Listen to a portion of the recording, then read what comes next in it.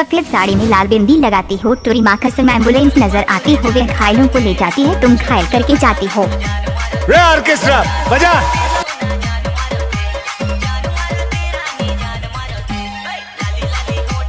Ladwani sound पर टोला।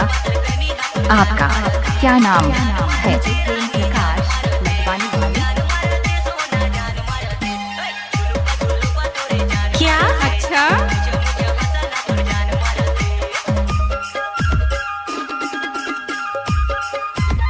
अरे जा जा।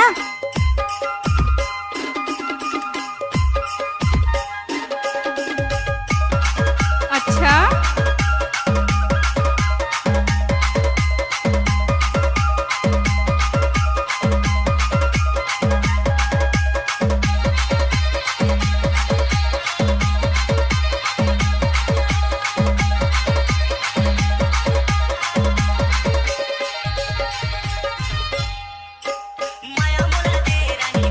ओए होए।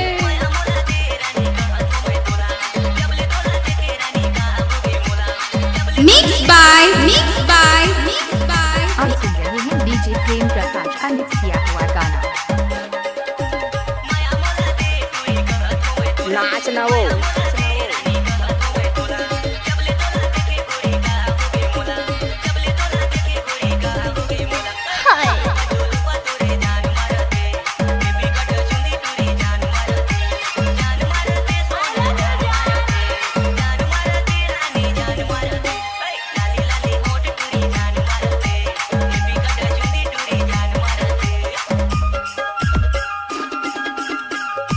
क्या?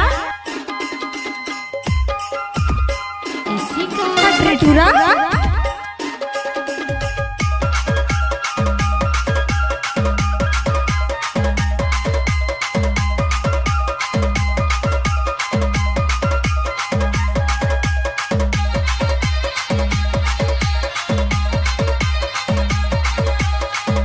अच्छा,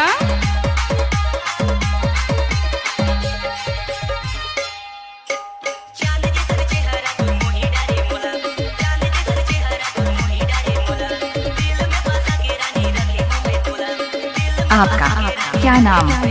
डीजे प्रेम प्रकाश लदवानी वाले।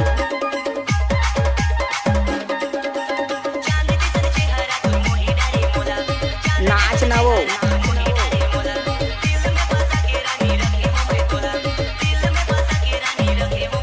ओए होए। लहस झन्नाओ पास हो गया।